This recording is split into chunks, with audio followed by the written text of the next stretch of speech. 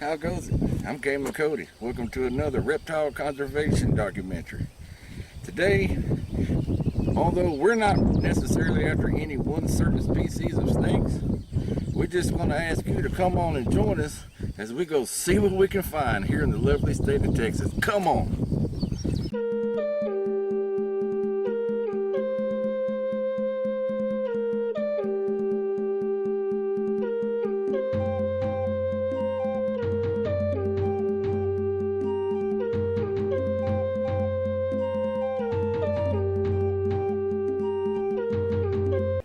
Okay, we're at our next location.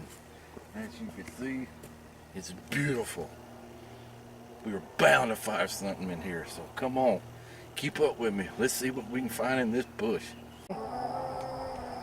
It's always possible that you got snakes in holes like this that escape the sun, or that that's their little dwelling area.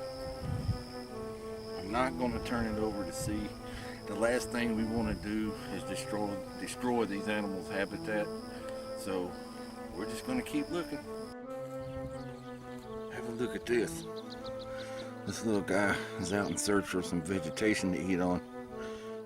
I'm not sure what species this is of caterpillar, but isn't this thing gorgeous? It's a blonde. Check that out. Awesome. Let's just let him go right here. Go free, little guy.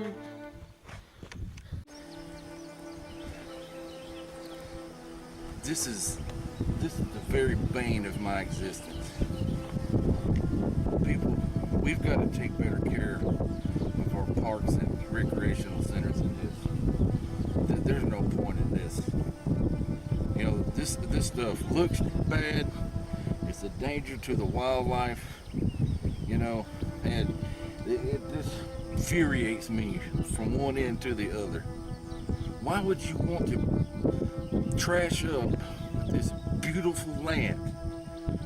I just don't understand. How's this? It's the Cinematophorus Inoratus heptagrammus, otherwise known as the Trampeco striped whiptail. Get a load of this little guy. He's a good little ways away from me there, and there's a lot of tall vegetation. I know if I go after him, he's just gonna get away. But I'll give it a whirl. Let's see how it goes.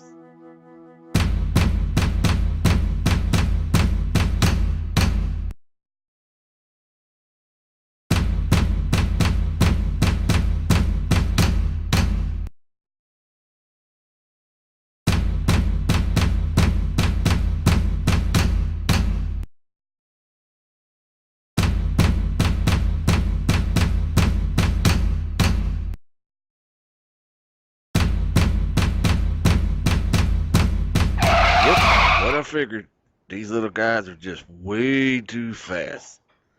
Dang.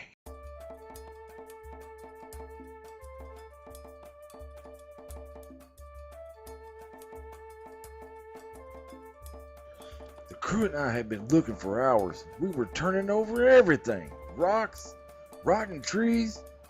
When suddenly, we ran into a passel of red striped ribbon snakes. Check it out!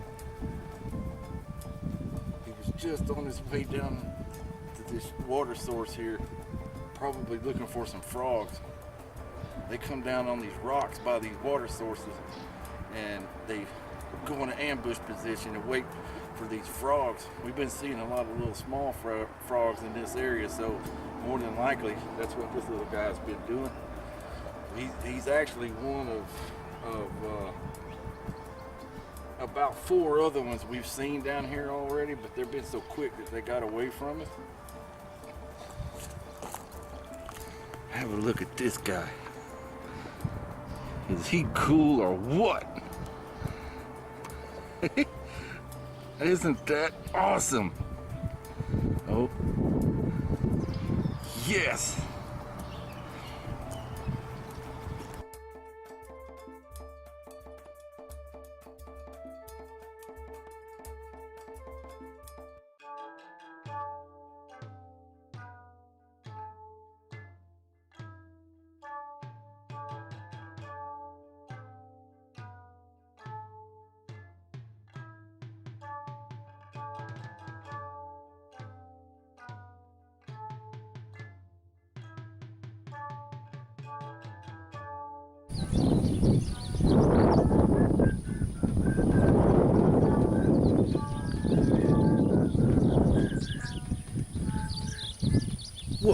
So I'm tired.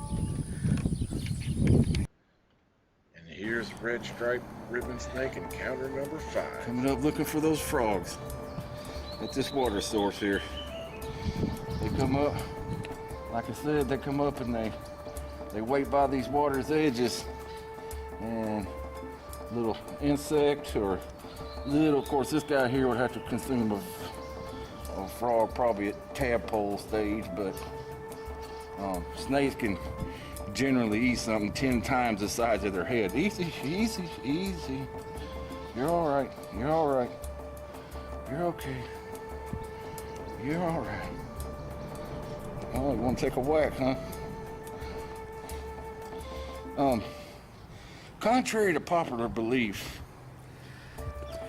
snakes do not hibernate. I wanted to clarify the error. A hibernation is a sleep that an animal goes in during a winter season, like a bear, for example. Reptiles are ectothermic. They're cold-blooded. So they're only as active as the weather is. If you've got a 2 months of 30-degree weather, of course that renders them inactive.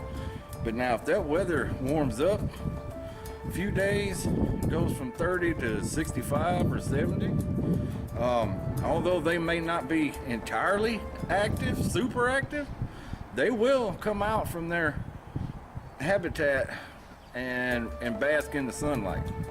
And obviously the warmer it stays, the more they're going to move around. But we just wanted to get that out in the air, that these animals do not hibernate. They're ectothermic. They do not go into a sleep. The cold renders them inactive.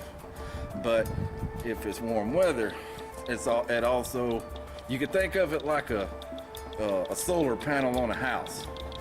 First thing in the morning, your battery's not charged. It takes the sun a little bit of time to shine on that solar panel in order to charge the battery that goes to it. It's kind of the same thing with these little guys. They got to come out and they got to charge their battery. So, food for thought. Now we're just gonna turn this little guy loose right here. Let him back.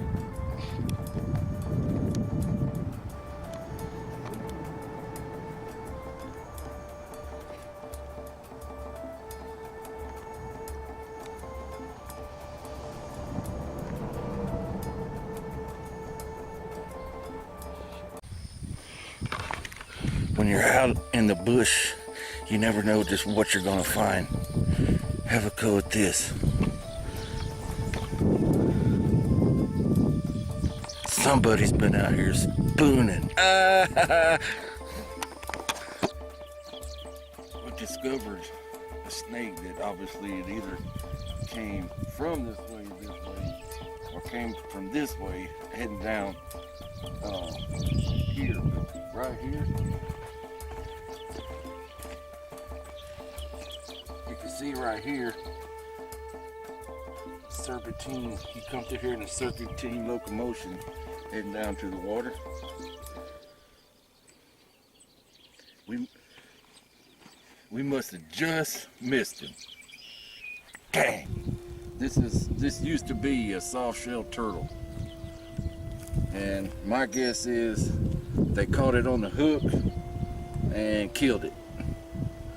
Just killed the poor thing. Same with the snake down there. I can't spread this message enough. These animals have a right to be here. I mean, we're coming into their habitat when we come in here to these places and fish and stuff. We come into their habitat.